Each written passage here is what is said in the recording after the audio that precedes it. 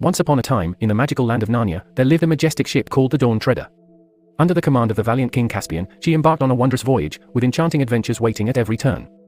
Our tale begins in the dreary, rain-soaked streets of England, where the two youngest Pevensey children, Edmund and Lucy, find themselves staying with their insufferable cousin, Eustace Scrubb. One day, as they stared at a painting of a ship on a wall, the painting came alive, and the trio found themselves plunged into the sparkling waters of Narnia. As they surfaced, gasping for breath, the Dawn Treader loomed above them, her sails billowing in the wind. They clambered aboard, only to be joyfully reunited with King Caspian, the noble mouse Reepicheep, and the other heroes of Narnia. This was no ordinary voyage, for Caspian sought to find the 7 lost lords of Narnia, who had been banished by his evil uncle, King Miraz. As they sailed through the eastern seas, each island they encountered seemed to hold a new and thrilling adventure.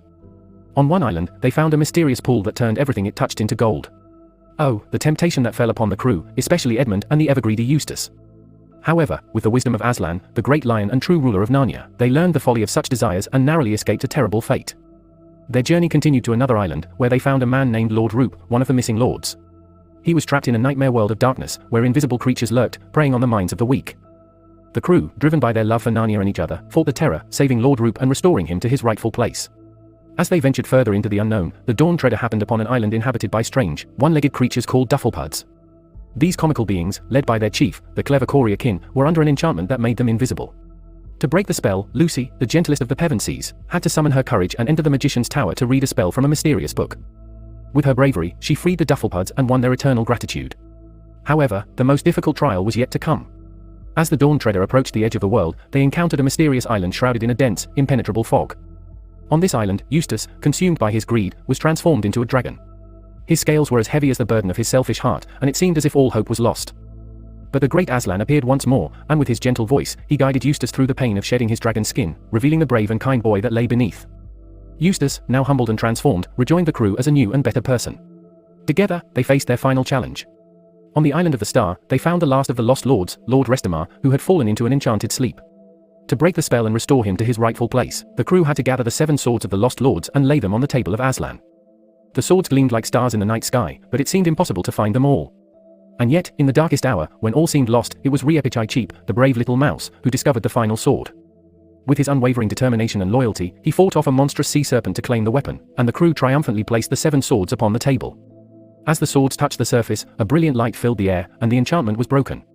Lord Restamar awoke, and the Narnians celebrated their victory with tears of joy. With the 7 lost lords restored, the Dawn Treader and her crew continued their journey to the very edge of the world. The waters grew calmer and shallower, and the air shimmered with a golden light. There, they found the mystical land of Aslan's country, where the great lion awaited them. As they approached, Reepicheep, with his heart full of courage and his eyes shining with wonder, announced that he would continue onward, for it had always been his dream to reach Aslan's country. The crew said their heartfelt goodbyes, knowing that they would never see their noble friend again.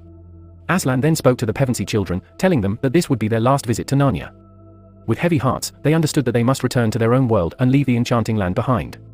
Aslan also informed Eustace that he would return to Narnia in the future, for his journey of self-discovery was not yet complete. As they prepared to leave, the majestic lion opened a door in the sky, revealing a portal back to England. With tears streaming down their faces, Edmund, Lucy, and Eustace stepped through the doorway, leaving the magical world of Narnia behind. And so, the voyage of the Dawn Treader came to an end, but the memories of their enchanting journey would remain with them forever.